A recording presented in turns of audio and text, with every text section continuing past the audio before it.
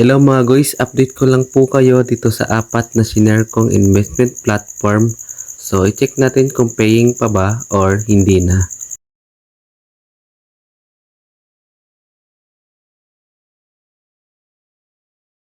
Una, ito si Arlanceo, pangalawa si TickUp, pangatlo si Trick, pang-apat si Wago.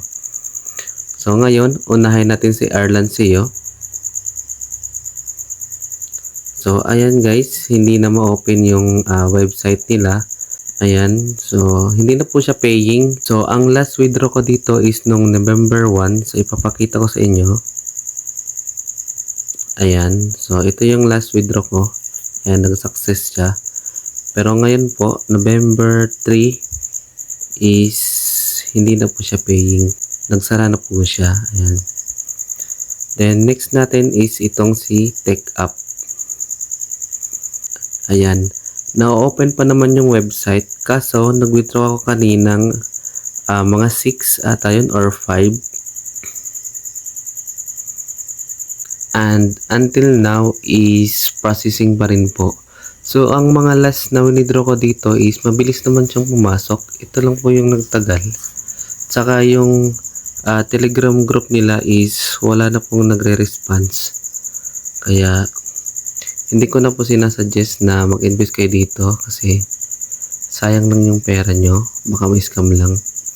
Then next natin is itong si Trick. So dito is hindi ko siya ma-open kaninang mga alas 4, mga 4 hanggang 5. Then mga 6 na po siya na-open. Then marami nagrereklamo sa Telegram group nila kung bakit hindi pa dumadating yung mga withdraw nila. Until now is processing pa rin. Hindi ko na din po sinasuggest na mag-invest kayo dito kay Trick. Dahil baka bukas or sa susunod na araw is mawala na din tong Trick. Then ang last natin is itong si Wago. Ayan.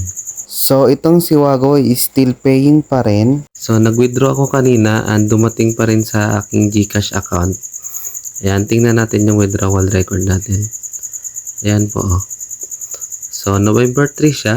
Ayan, November 3 ng mga alas 5.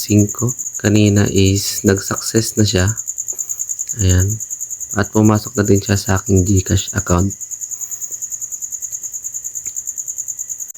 So, nag-start to si Wago noong October 28, 2024 at hanggang ngayon, November 3 is still paying pa rin po siya. Then, yung ibang product niya is na-unlock na din. Nung una is nakalock pa to itong 1.5 tsaka itong 3,000 at ngayon is na-unlock na po.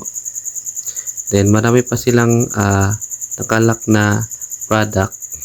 And hoping na magtagal to para paldo tayo dito.